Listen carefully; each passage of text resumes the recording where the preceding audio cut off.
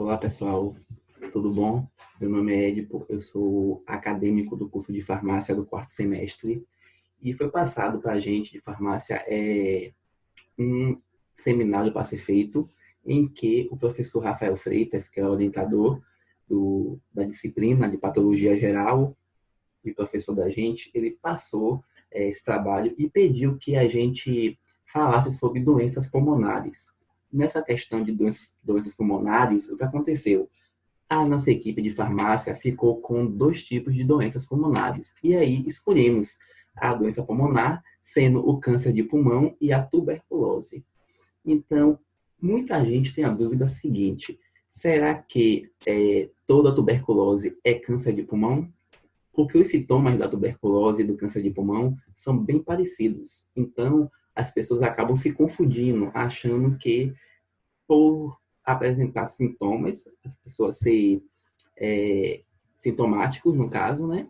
É, se confundir em que a tuberculose seja um câncer de pulmão. Então, a gente vai entender nessa apresentação a diferença entre as duas. Vamos falar também de tratamento, diagnóstico, vamos falar sobre exames que são feitos, sobre como se prevenir e principalmente a gente vai focar na questão da prevenção, como se prevenir dessas doenças pulmonares, dessas patologias que acaba adquirindo com o tempo, dependendo da pessoa, entendeu? Vamos falar também sobre o agente etiológico. Qual é o agente etiológico do câncer de pulmão? Qual é o agente etiológico da tuberculose? Então vamos entender um pouco essa questão e vamos apresentar nosso trabalho agora. Câncer de pulmão, que vai ser a primeira patologia apresentada pelos meus colegas. Eu só estou dando a introdução do trabalho sobre câncer de pulmão e, ao decorrer, cada um vai se apresentar e explicar a sua parte, falar sobre diagnóstico, tratamento, medicamentos que são usados para tentar ajudar o câncer de pulmão, não é que vai curar, vai tentar ajudar a minimizar o câncer de pulmão. Então, veja bem, o câncer de pulmão é um dos mais comuns de todos os tumores malignos, afetando desde a traqueia, desde esta parte aqui, ó, da traqueia, essa parte aqui, até a periferia dos pulmões, seguindo aqui. Então, o câncer, ele pode estar, ó, se desenvolvendo nessa parte aqui, que são a periferia do pulmão, e se ele for maligno, ele vai se desenvolver, ele vai se multiplicar, na verdade é essa, entendeu? Ele vai se multiplicar por todo o pulmão. Mas a gente também pensa, o que causa isso? O que causa essa patologia? O câncer de pulmão, 85% de chance é as pessoas que fazem o uso do tabagismo. Entendeu? São pessoas fumantes, possivelmente, não quer dizer que são todas, possivelmente, algumas delas vai acarretar essa patologia, mas também não é só o tabagismo que causa o câncer de pulmão. Entretanto, a exposição a outras substâncias também pode desencadear o problema, como a exposição ao arsênio, ao cromo e o asbestos. Esses elementos químicos também, eles acabam desencadeando o câncer de pulmão. E também vamos pensar o seguinte, o tratamento, como se faz o tratamento para essa patologia? O tratamento, quando a doença está restrita ao pulmão, normalmente é cirúrgico. Muitas vezes está nesta parte aqui. Ele está dentro do pulmão, entendeu? Muitas vezes ocorre a cirurgia, com posterior realização da radioterapia e da quimioterapia. Se o tumor estiver muito forte, ele estiver muito desenvolvido, estiver muito agressivo, ele vai ter que ser feito a radioterapia e a quimioterapia. Em pacientes que apresentam metástase, geralmente indica a realização da quimioterapia. Então, esse aí é um dos tratamentos que acaba combatendo e tratando o câncer de pulmão. Entendeu? São esses tratamentos aí. Olá, meu nome é Vanessa Gomes Silva, sou aluna do 4º semestre de farmácia. Bom, hoje irei falar um pouco sobre a classificação do câncer de pulmão, né? De que forma ela é feita. A classificação para o câncer de pulmão é feita de acordo com o tipo de células afetadas. Então, elas podem ser câncer de células pequenas e câncer de células não pequenas. O câncer de células pequenas é um tipo de câncer de rápido crescimento e muito agressivo. Geralmente é causado, pelo tabagismo. Então, pessoas fumantes há uma maior probabilidade, de ser acometido este tipo de câncer. O câncer de células pequenas, ela pode ser dividido em doenças limitadas e doenças extensas. Doenças limitadas é quando o tumor está apenas em um ponto específico do tórax. Doenças extensas é quando o tumor já se espalhou para fora do tórax ou para o outro lado do pulmão. O tratamento para a doença de células pequenas limitadas é feito com a combinação de quimioterapia e radioterapia, mas em alguns casos há necessidade da radioterapia no cérebro, pois esse tipo de câncer, de células pequenas, ela tem uma maior probabilidade de se espalhar para o cérebro. Então, a radioterapia, ela tem essa função, de diminuir a metástases para o desenvolvimento no cérebro e as chances de cura. Já o tratamento para o câncer de células da doença extensas, ela é feita apenas com a quimioterapia, A quimioterapia, ela tem sido muito eficaz, no processo do câncer de células pequenas. Apesar que o câncer de células pequenas da doença extensa, ela é incurável, mas a quimioterapia, ela vem trazendo assim um alívio dos sintomas e uma qualidade de vida melhor para esses pacientes. Aqui eu trouxe um exemplo, de câncer de células pequenas, como vejamos aqui, do câncer carcinoma, Então, geralmente, este tipo de câncer, ele é cometido pelo trato respiratório, E geralmente ele se localiza a maior parte no centro dos pulmões, como vejam aqui, ou acaba também se espalhando para outras partes do corpo. Meu nome é Kelane Meirelles. Vou falar agora sobre não pequenas células. Esse é um câncer no pulmão muito comum. É de 80 a 85% dos casos e são divididos em 3 subtipos. O primeiro, adenocarcinoma. Ele se origina no tecido epitelial pelas células alvéolos. Os alvéolos, eles são vasos sanguíneos muito pequenos, chamados de capilares. Os capilares são trocas de gases para o sangue, ou seja, é a liberação do gás carbono para o meio externo e a liberação do oxigênio para o sangue. E são transportados pelas hemácias e pode afetar fumantes e ex-fumantes. E são encontrados na parte externa do pulmão e o crescimento desse tumor é lentamente. E tem a carcinoma escamosa. Esse tipo de tumor ele é encontrado no meio interno do pulmão e está relacionado ao tabagismo. O tabagismo é uma dependência à nicotina, que é uma substância contida no tabaco, no cigarro, ou seja, no fumo. E tem a carcinoma de grandes células. Como já está falando, é o crescimento de células desordenadamente no pulmão e esse tumor ele pode crescer em qualquer parte do pulmão e são muito agressivos.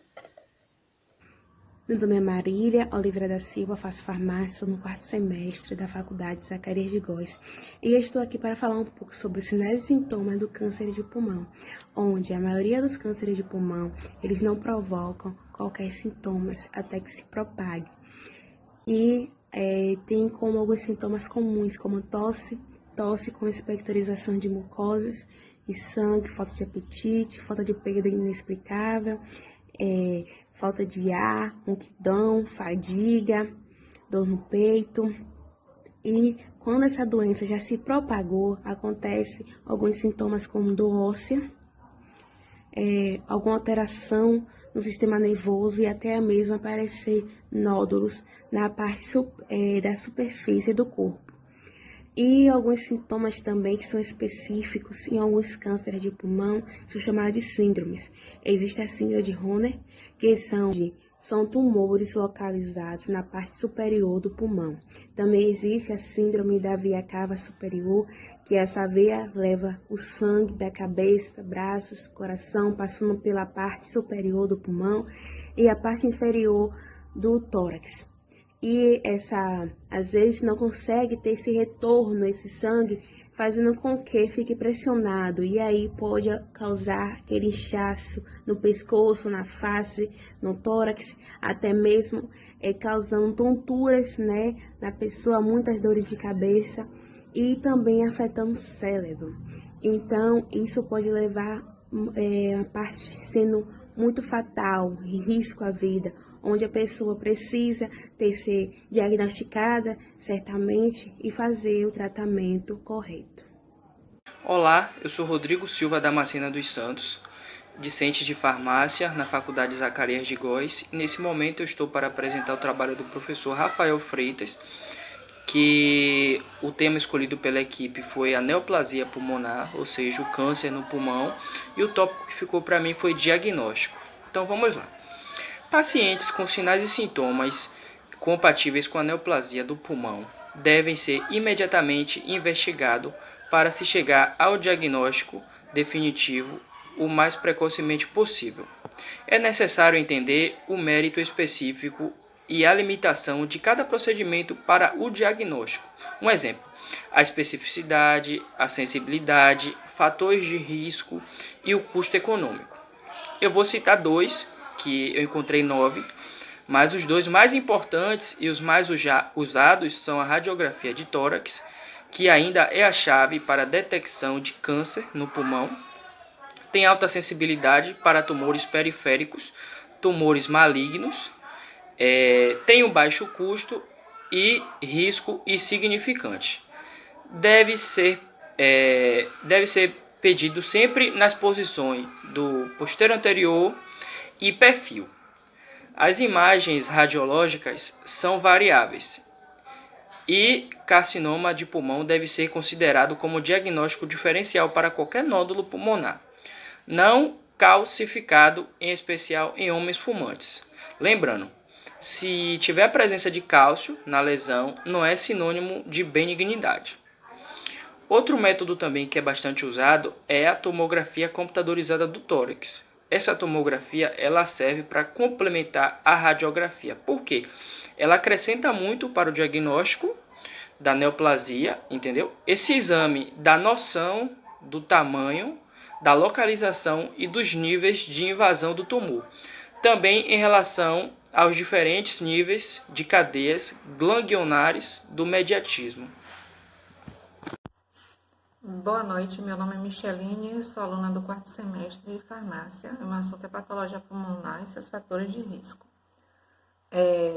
Como a maioria das pessoas sabe, um dos maiores fatores de risco do câncer do pulmão é o tabagismo, né? 80% das causas de morte de câncer do pulmão é causada pelo tabaco, né? Pelo fumante. Outro fator de risco é o fumante passivo. Esse fumante passivo ele termina sendo contaminado, principalmente se ele convive em um ambiente onde existem outros fumantes, né? Porque aqueles resíduos químicos ficam na superfície, né?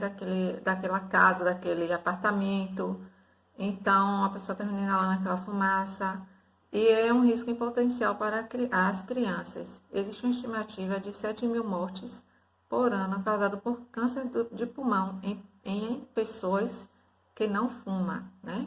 Então, é um risco aí para o não fumante.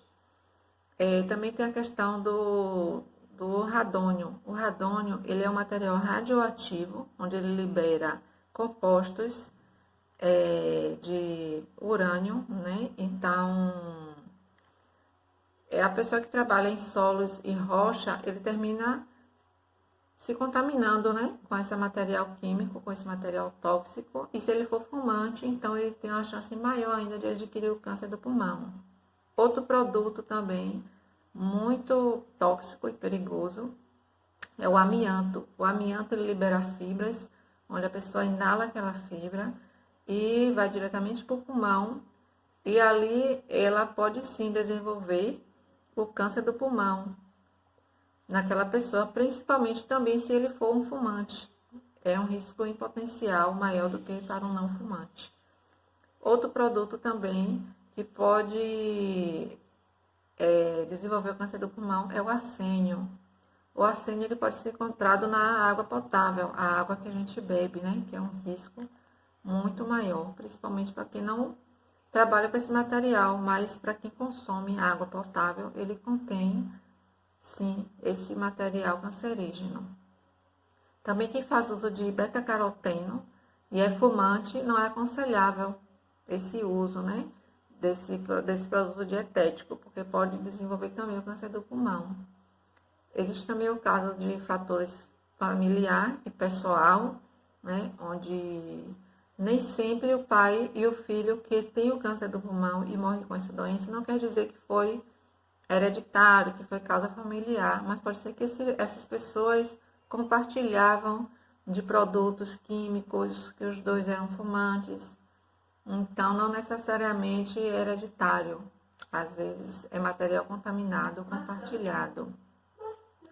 Outro fator de risco também é a radioterapia, né? Na região torácica. Às vezes, a pessoa está fazendo tratamento de câncer em outra região, né? Na caixa torácica, e termina adquirindo câncer de pulmão, pela questão da radioterapia, né? Pelo tratamento da radioterapia.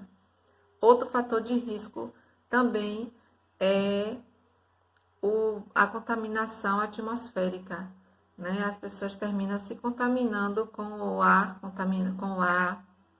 pesado, né? Com gases tóxicos, e termina também tendo câncer de pulmão, inalando fumaças e outros agentes químicos contagiosos. Tem também a questão da maconha, que a maconha contém alcatrão, né? É um material que tem que ser inalado mais profundamente do que um cigarro normal. Ele leva mais tempo no pulmão para ser absorvido pelo organismo e está aí um risco também para a pessoa ter o câncer do pulmão. Outro também muito arriscado é o cigarro eletrônico, embora seja novidade para muitos, mas ele é muito arriscado para doenças respiratórias e até mesmo para o câncer do pulmão. Olá, meu nome é Luiz Carlos Conceição de Souza, sou do curso de farmácia. Vou falar sobre o tratamento do câncer de pulmão, o carcinoma. Falar em tratamento de pulmão, do câncer de pulmão, existem duas etapas importantes, que é o estadiamento, é onde o tumor se encontra, e qual a sua extensão. O segundo ponto, interessante também, é a etiologia, o que levou esse câncer, o que levou o paciente a acometer esse câncer. Existem vários tipos de tratamento. Entre os mais importantes, podemos destacar a quimioterapia, a cirurgia, a imunoterapia, a terapia-alvo e a radioterapia. Para que esse tratamento ocorra de forma positiva, é necessário que o tratamento seja feito nas etapas específicas. Na primeira e segunda etapa, o método mais utilizado é a cirurgia de ressecção, juntamente com a quimioterapia, fazendo com que a terapia haja adjuvante à cirurgia para evitar a recorrência do câncer. Na terceira etapa, o estágio mais complicado é onde 70% do câncer são diagnosticados.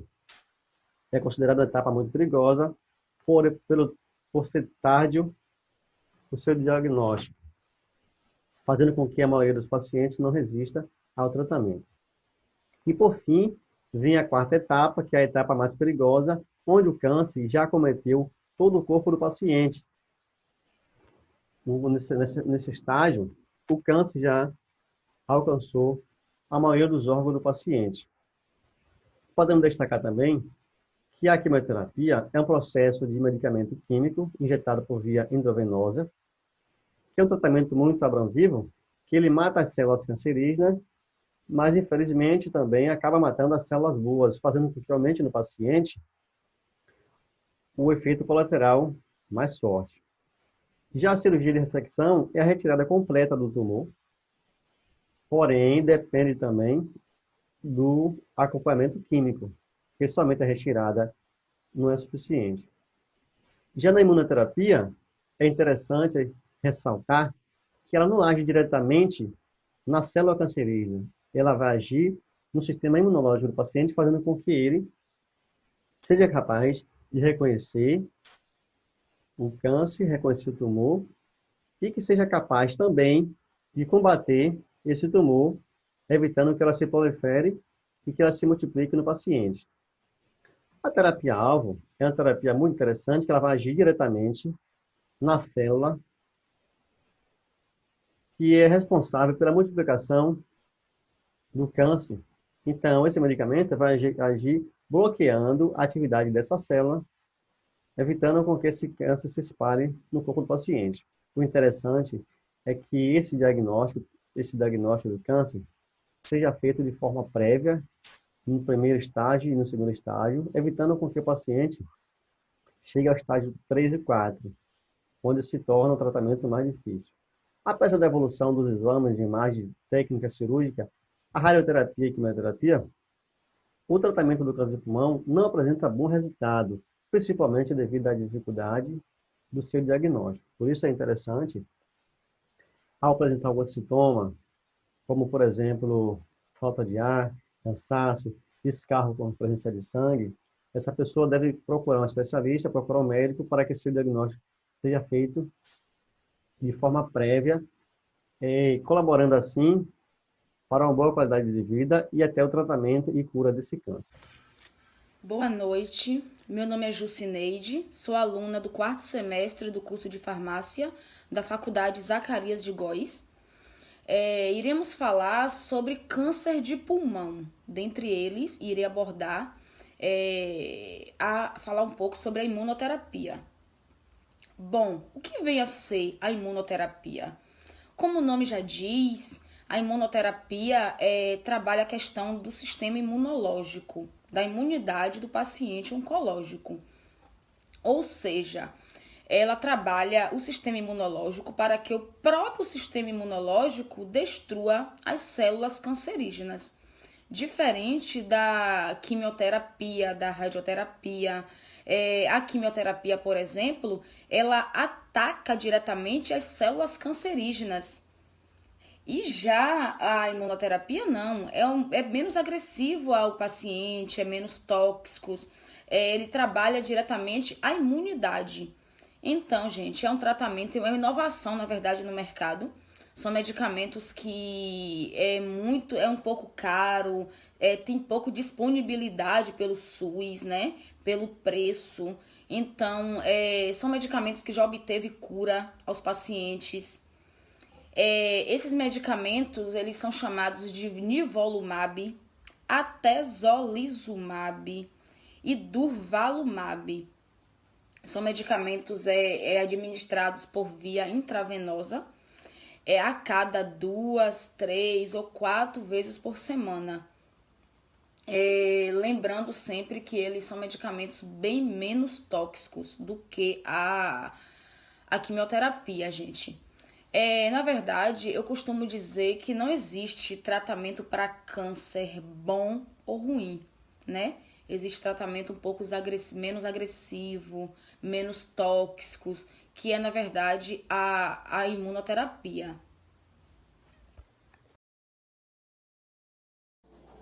Olá, meu nome é Daniele Torres de Almeida, eu sou da turma de farmácia do 4º período da Faculdade FASAG Zacarias de Góis. Vou falar para vocês um pouquinho sobre o papel do farmacêutico no tratamento do câncer. O profissional farmacêutico que atua na área da oncologia, ele vem ganhando a cada dia mais importância e reconhecimento no tratamento do câncer, pois ele está presente desde a aquisição dos medicamentos até a manipulação dos quimioterápicos. além de ser responsável pelo controle de qualidade do medicamento, pela elaboração de manuais de padronização dos procedimentos técnicos. Ele também é responsável pela gestão da farmácia clínica, voltada ao setor da oncologia. O profissional farmacêutico, quando ele pega um caso de um cliente, ou seja, quando ele inicia um ciclo quimioterápico, ele vai estar analisando a prescrição médica, verificando os dados do paciente, protocolo, via de administração, dosagem do medicamento. Se não houver nenhuma intervenção com a prescrição médica, ela é liberada para a equipe de enfermagem, onde vai estar administrando o medicamento ao paciente. O farmacêutico também ele tem um papel fundamental na terapia farmacológica, que é estar monitorando o paciente, aconselhando, mostrando informações sobre o medicamento, a forma correta de estar tomando aquele medicamento, porque precisa estar sempre tomando nos mesmos horários, se vai tomar com água ou com leite. Essas são informações que são dadas pelo cuidado farmacêutico. Além de ele estar mostrando otimismo, esperança, que são indispensáveis para uma boa recuperação do paciente. A escolha pela especialização em farmácia oncológica requer do farmacêutico atualizações recorrentes sobre novos medicamentos ou terapias que são direcionadas ao paciente com câncer, além de estar sempre buscando encontrar e resolver de maneira sistematizada os medicamentos que aparecerem no transcorrer do tratamento do paciente. Portanto, o farmacêutico ele deve ser entendido como um profissional que acrescenta a equipe multidisciplinar em oncologia, pois cada vez mais ele está presente buscando inovações, melhorias, projetos de inovações, de melhorias para uma boa qualidade de vida e de tratamento para o câncer. Obrigada. Até mais. Então, meu nome é Taina, sou aluna de farmácia do 4º semestre. Agora vamos falar um pouco sobre uma doença que é causa de saúde pública no Brasil, a tuberculose. A tuberculose é uma doença infecciosa, transmissível, passa de pessoa para pessoa, causada por uma bactéria chamada Mycobacterium tuberculosis, ou bacilo de Koch, também conhecida como BK. O Mycobacterium tuberculosis é um parasita intracelular facultativo, aeróbio, que mede cerca de 3 milésimos de milímetro e imóvel e de crescimento lento. Geralmente, o bacilo penetra no organismo por vias inalatórias, alcançando os pulmões, trazendo uma resposta inflamatória. Mas o período de incubação da doença leva em torno de 4 a 12 semanas para aparecimentos das primeiras lesões. O Brasil está entre os principais países de termo de alto índice em casos de tuberculose. Chega a ser cerca de 70 mil casos anualmente e de 4 a 5 mil mortes anualmente. Apesar de tudo isso, é uma doença curável. O indivíduo acometido deve fazer o tratamento seguindo as orientações médicas e por tempo necessário. Tem que cumprir o tempo do tratamento. Obrigada. Olá, eu sou Eleci de Matos França e vou falar dos sinais e sintomas da tuberculose. Apenas 10% dos indivíduos desenvolverão o sintoma da tuberculose. 90% dos indivíduos não desenvolverão. Um dos principais sintomas da tuberculose é a tosse seca ou produtiva. Ela é crônica, com duração de 2 a 3 semanas, que geralmente inicia com tosse seca, agravando-se ao longo dos dias, evoluindo para uma tosse purulenta com expectoração amarelada esverdeada.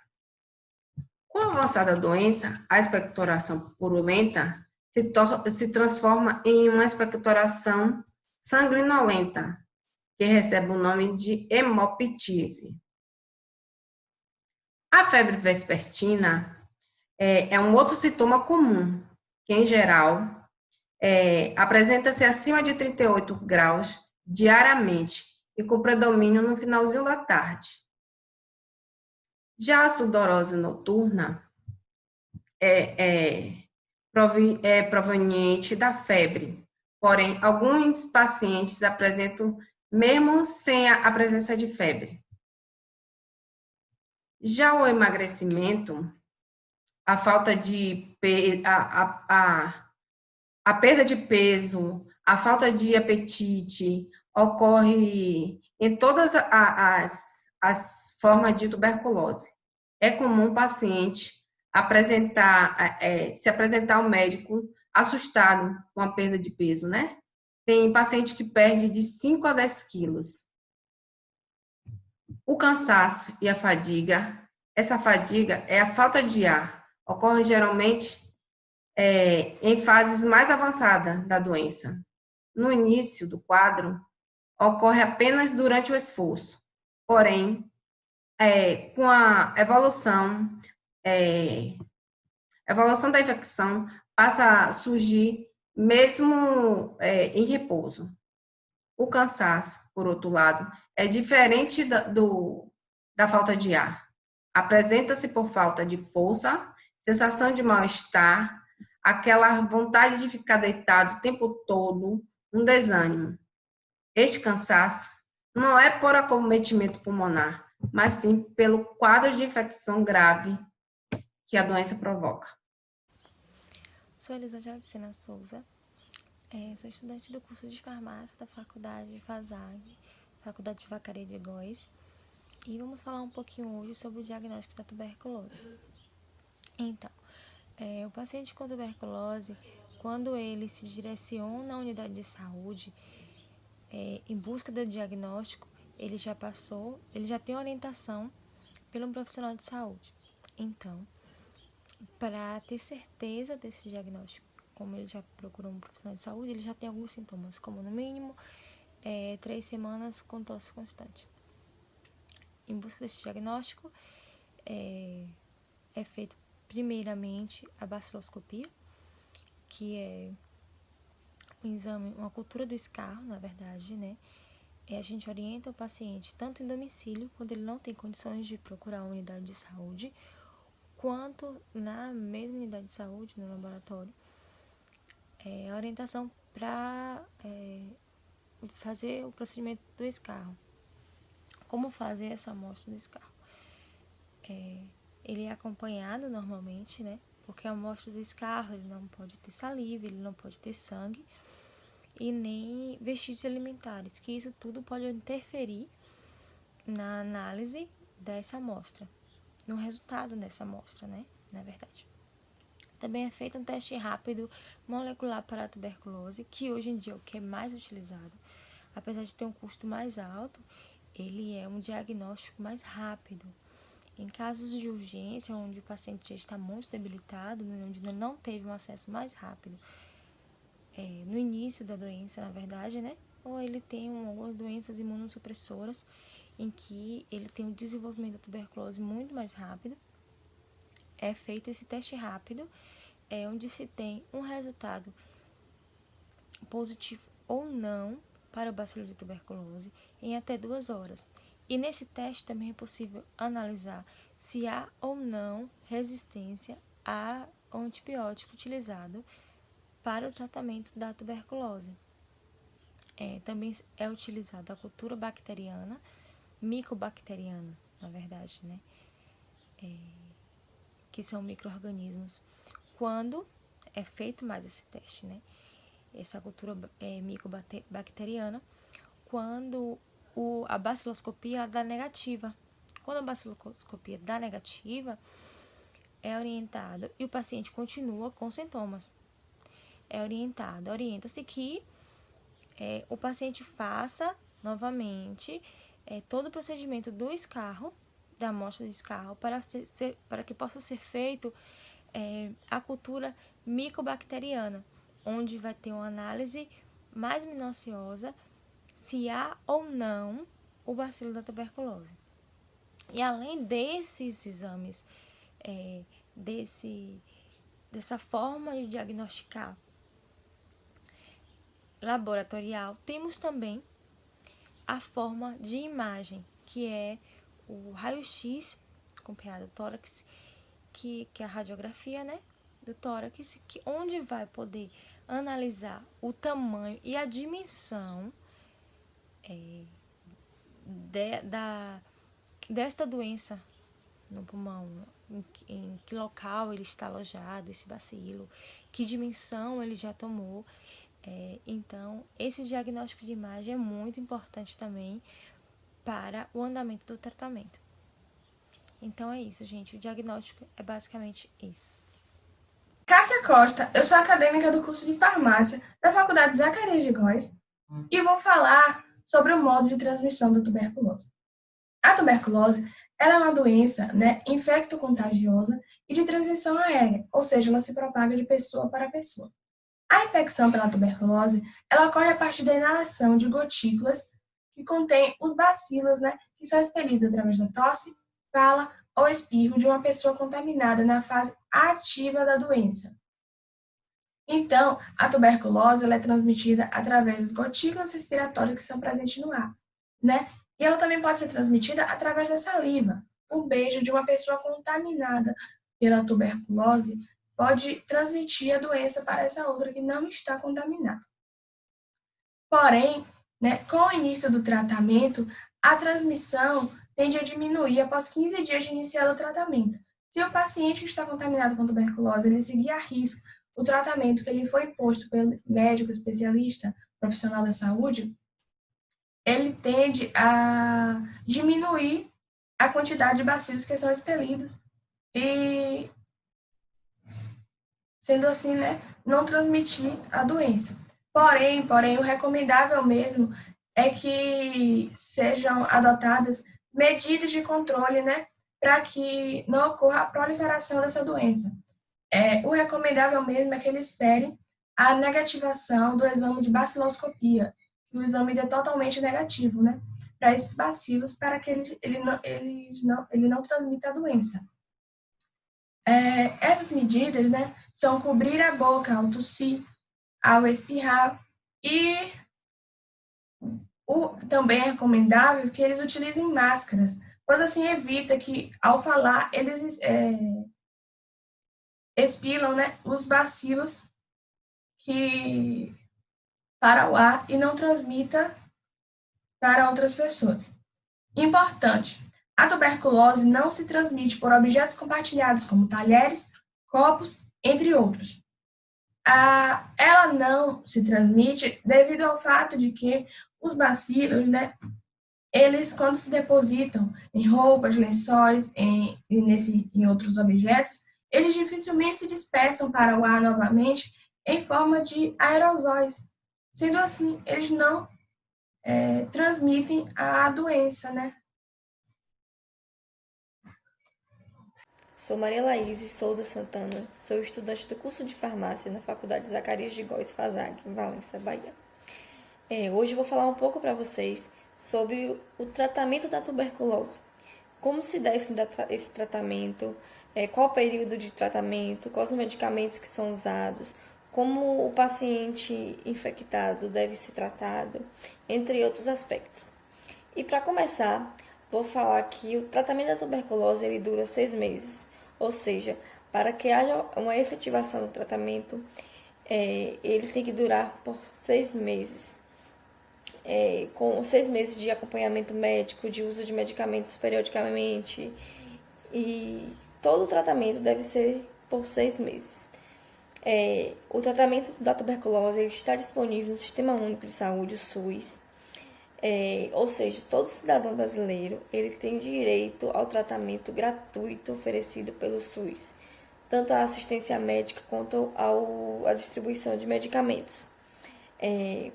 Por falar em medicamentos, no tratamento da tuberculose são utilizados 4 tipos de medicamentos, que é a rifampicina, isoniazida, pirazinamida e o etambutol.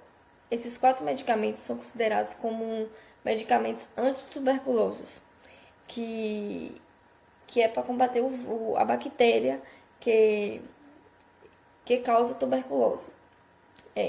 Para o tratamento da tuberculose, possui um esquema básico de tratamento, que é um esquema terapêutico. Esse esquema terapêutico ele é dividido em 6 meses de tratamento, em que os 2 primeiros meses são usados 4 medicamentos, a rifampicina, isoniazida, pirazinamida e o etambutol.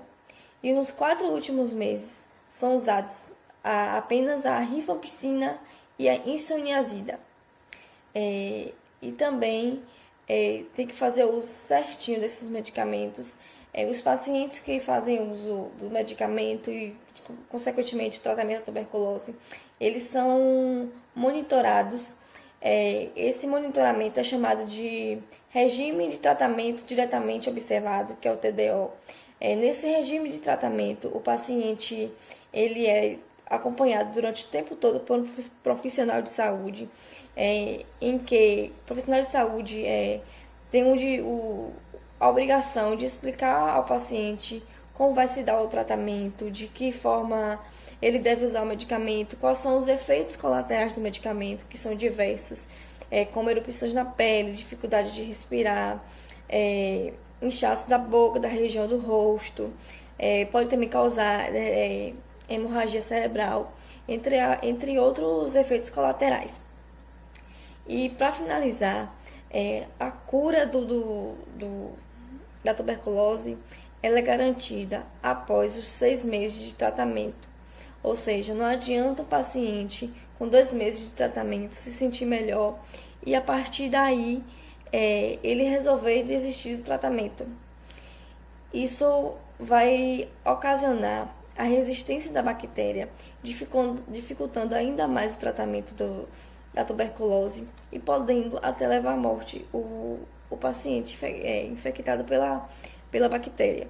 Ou seja, é de extrema importância o paciente concluir os 6 meses de tratamento, os 6 meses contínuos de tratamento, não começar e parar. E voltando a falar do regime de tratamento diretamente observado, o TDO, é importante enfatizar que esse relacionamento entre profissional de saúde e o paciente tem que ser de forma humanizada, de um tratar bem o outro, um procurar entender a dificuldade do outro, de ser a mais coerente possível. E assim finalizo minha apresentação. Eu sou Priscila Brito da Rocha, do 4º semestre de farmácia, e vou falar sobre fisiopatologia da tuberculose. Como foi visto, a tuberculose é uma doença infecto-contagiosa, e ela pode ocorrer em 3 estágios: infecção primária, infecção latente e infecção ativa. A infecção primária é a partir do momento que o indivíduo ele faz inalação de pequenas partículas contendo os bacilos de Koch, e esses bacilos eles atingem os alvéolos pulmonares. Quando esses alvéolos eles são atingidos, o sistema de defesa inato rapidamente entra em ação e fagocitam esses bacilos, podendo matá-los. Mas isso também pode não acontecer. Quando eles não conseguem matá-los, esses bacilos eles se reproduzem dentro dos macrófagos, matam-os e acabam se migrando para células vizinhas, como células endoteliais e células epiteliais, podendo também migrar para outras partes do corpo, como através do sistema linfático e do sistema circulatório. Quando isso ocorre, que o sistema de defesa inato ele falha, entra em ação o sistema de defesa adaptativo, que é quando eles migram células imunes, como neutrófilos e linfócitos, para o local da infecção e as contém, criando um granuloma. Essa parte que o foco de infecção é contido, é chamado de infecção latente, que é quando há os bacilos nos locais, porém está inativo. E dependendo da resposta imune de cada indivíduo, pode haver a cura desses bacilos, dessa infecção, ou pode esses bacilos se reativarem novamente. Quando a imunidade está boa do indivíduo, esse local de infecção ele pode ser curado, criando pequenas lesões. Esse granuloma vai ser curado, criando pequenas lesões calcificadas. E quando isso não acontece, que ele está com o sistema imune baixo, por algum motivo, seja por uso de medicamentos imunossupressores ou diabetes, esses bacilos eles vão se reativarem e vão quebrar essa barreira que é o granuloma e se espalhar para outras partes do pulmão, causando infecções em grande parte do pulmão. É nessa parte que acontece a infecção ativa, onde o indivíduo começa a sentir os sinais e sintomas da doença e essa doença passa a ser transmissível. Olá, me chamo Natália e vou falar sobre a prevenção da tuberculose. A vacina BCG, popularmente conhecida como a vacina da marquinha, ela é a principal forma de prevenir a tuberculose. Ela protege parcialmente o organismo contra a doença e formas mais graves, como a meningite tuberculosa.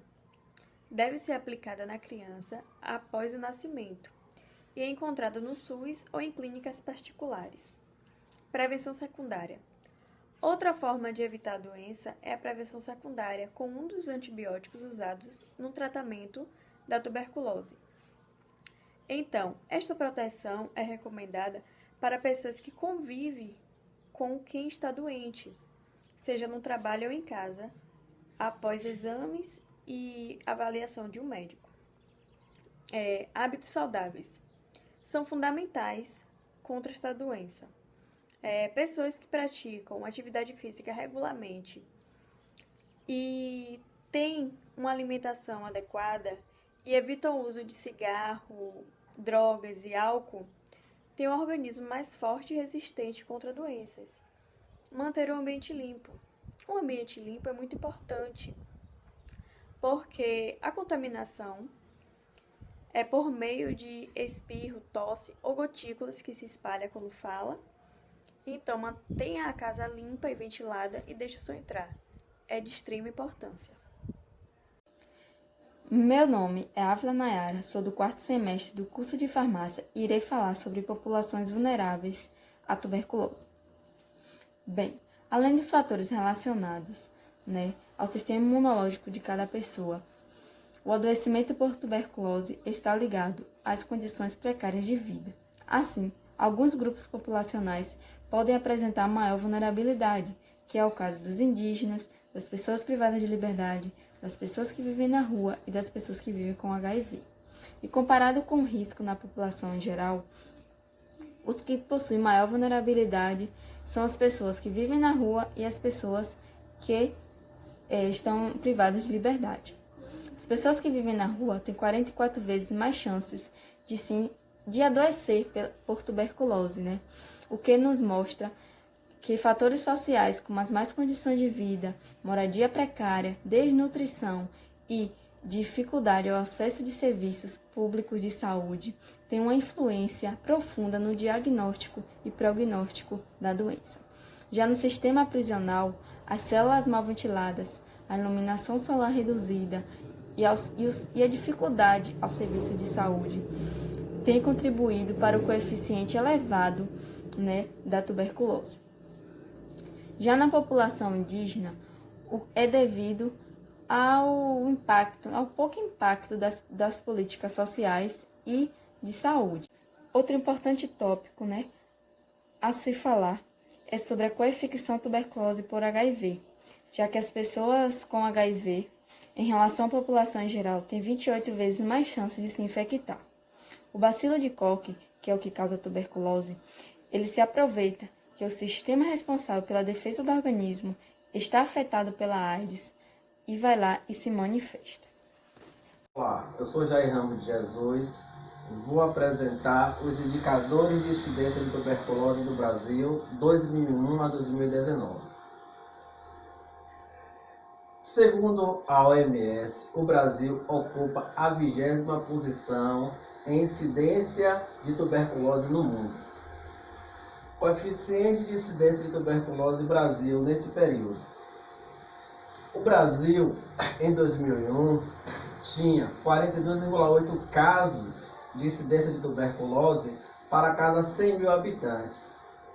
Esse número não se alterou nos anos iniciais, diminuiu um pouco de 2006 para frente. Em 2016 ele aumentou e foi até 2018 esse aumento, e em 2019 ele ficou em 35,1 casos para cada 100 mil habitantes. Percentual de retratamento, Brasil. O Brasil em 2001 havia aproximadamente 14 casos. 14% de todos os casos de incidência de tuberculose no Brasil tinha necessidade de fazer retratamento. Ocorria uma reincidência. Chegando em 2019, esse percentual é 16,5%. De todos os casos, 16,5% voltava para se retratar. Percentual de casos novos de tuberculose por sexo. Nesse período, o Brasil, a cor azul aqui representa o sexo masculino e a cor laranja é o sexo feminino.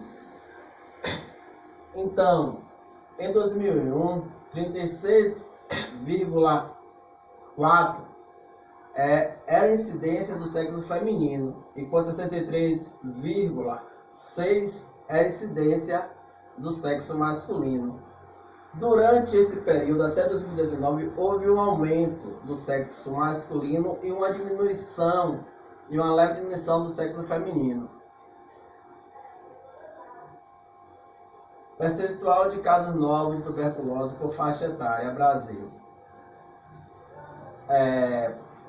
A linha verde representa as pessoas de faixa etária de 15 a 34 anos. Essas pessoas em 2001 representavam 41,3% de todos os casos.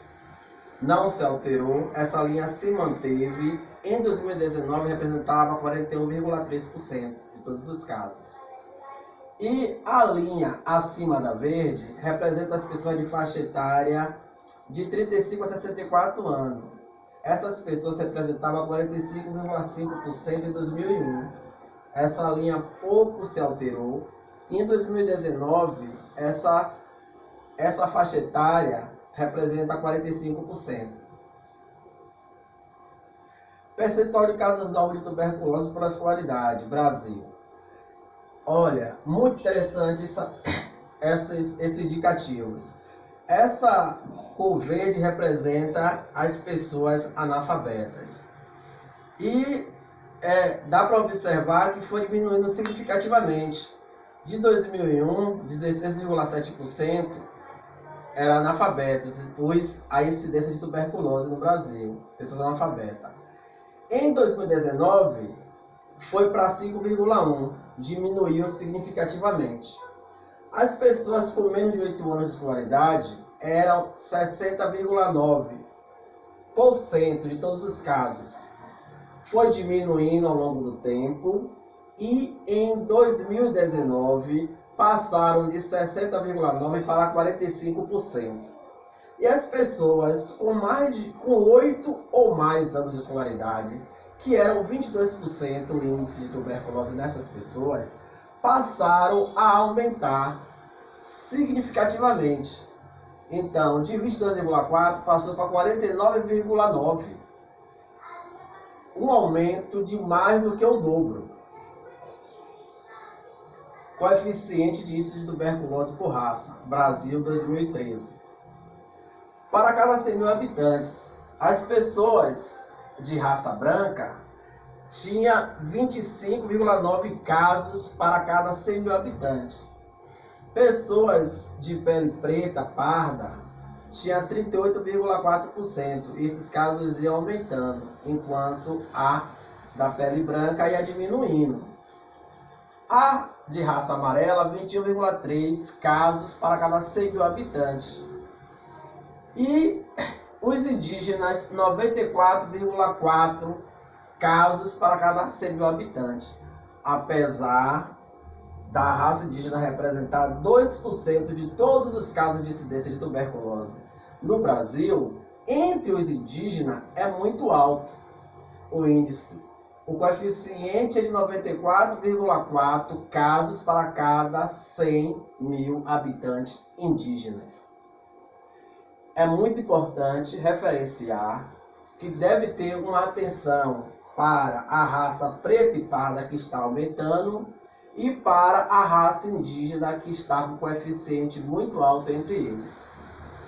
Olá, eu sou o aluno Gabriel do curso de farmácia. Ficamos com o tema tuberculose e eu vou falar a respeito do papel do farmacêutico a estar acompanhando um paciente que foi diagnosticado com tuberculose. Então, o papel do farmacêutico é de suma importância, né? Justamente porque ele vai estar com o paciente, ele vai estar acompanhando o paciente por todo o tratamento, né, da doença, da tuberculose. Como nós sabemos, não é, a tuberculose ela é causada por uma bactéria e o tratamento com antibiótico ele é algo bem delicado que deve ser seguido à risca, justamente para que o paciente tenha a sua saúde de volta, não é? E que isso não cause o fortalecimento da bactéria à substância, ao princípio ativo do antibiótico. Além do mais, o funcionário, o farmacêutico, ele deve estar prestando assistência farmacêutica ao paciente, não é? Tá dando toda a atenção necessária, tá explicando a posologia de forma correta, assim como o período e também com que líquido está ingerindo a medicação, não é? Para que o paciente possa se recuperar bem e da forma correta.